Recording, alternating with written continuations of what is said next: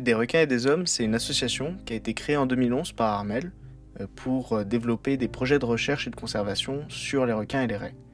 Le but, c'était de mieux connaître et comprendre le fonctionnement des écosystèmes pour améliorer la gestion des milieux côtiers par les différents usagers de la mer et permettre une meilleure conservation des espèces. L'association a par exemple apporté son expertise sur l'évaluation du statut des poissons-scies et leur conservation dans les Caraïbes françaises, en Afrique de l'Ouest et en Indonésie, et a participé aussi à la mise en place d'un suivi en continu du commerce illégal des pièces de poissons-scies en France. Elle a apporté aussi son expertise sur le projet d'études Colshark, projet d'études international, qui a permis de mieux comprendre les mouvements des requins pélagiques au large de la Colombie, afin d'adapter les méthodes de pêche au chalut pour limiter les captures accessoires. Et plus récemment, il y a la mise en place du projet Port Beagle Photo ID, qui est un programme de photo-identification du requin taupe commun au large du Trégor. Il y a 4-5 ans environ, avec Lucas, on s'est présenté donc ici à l'association des requins et des hommes. On est arrivé, pour la petite anecdote, on a eu du mal à trouver le bureau parce qu'on était un peu caché et on est venu dans l'idée en fait de s'engager au sein d'une association de protection des élasmobranches, donc des requins. En fait, à ce moment-là, on venait de débuter notre licence de biologie et puis on a entendu parler de l'association un peu par hasard. Et donc on est allé voir au local et on a rencontré Armel. Et donc on lui a gâché son après-midi la première fois qu'on l'a rencontré parce qu'on lui a parlé de requins pendant 4 heures non-stop. Et donc on est revenu la semaine d'après, puis on a recommencé et après il a commencé à nous proposer de participer au projet de l'association. De fil en aiguille, on a continué de monter des projets bénévolement.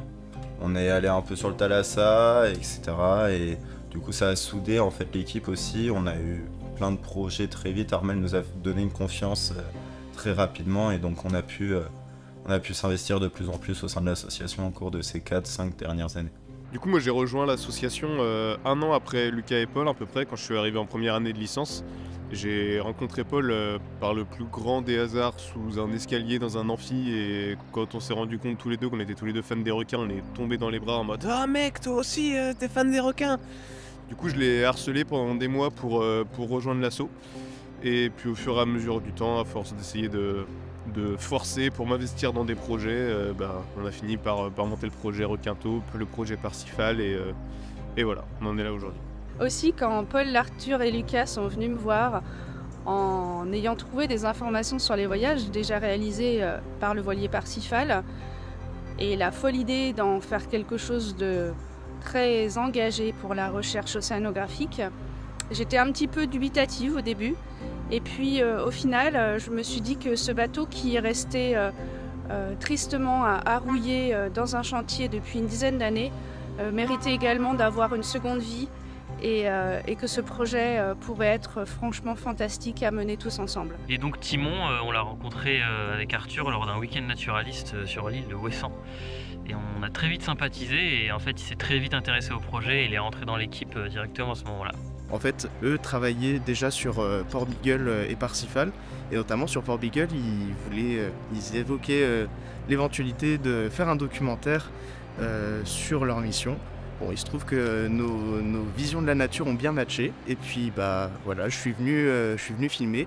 Je me suis intéressé pas mal au projet Parsifal aussi, parce que je trouvais le concept génial. Moi, ça fait écho à plein de rêves de gosse, donc c'était trop bien.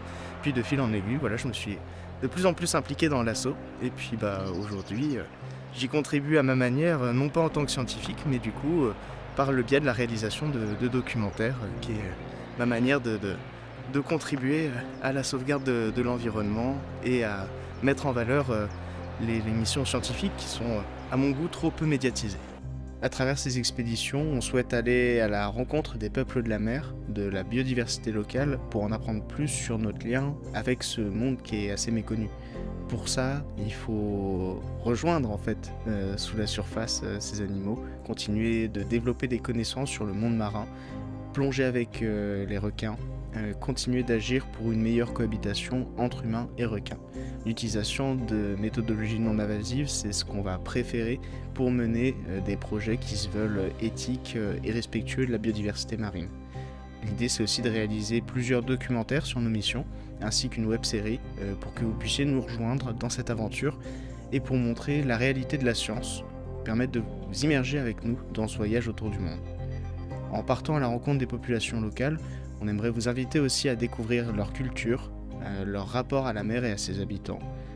On n'est pas dans une volonté moralisatrice. Pour nous, il s'agit de développer des projets de recherche et de conservation qui sont viables et durables entre les humains et la nature. Les fonds récoltés dans cette campagne serviront à terminer les travaux, acquérir le matériel et les prestations nécessaires pour, dans un premier temps, remettre le moteur dans le bateau. Les faisceaux électriques sont à changer et il faut réaligner le moteur avec l'arbre d'hélice pour les connaisseurs, vérifier et remplacer l'accastillage, repositionner le mât aussi qui a été dématé pour les besoins des travaux et bien sûr remettre le bateau à l'eau, acheter le matériel nécessaire à la sécurité et le matériel scientifique sera acquis en collaboration avec des laboratoires et des universités partenaires. La cohabitation de l'être humain avec la nature aujourd'hui c'est un enjeu crucial dans la conservation de l'environnement et au travers de ce crowdfunding on vous donne l'opportunité de contribuer à votre échelle à des projets d'expédition qui sont uniques, éthiques et écologiques.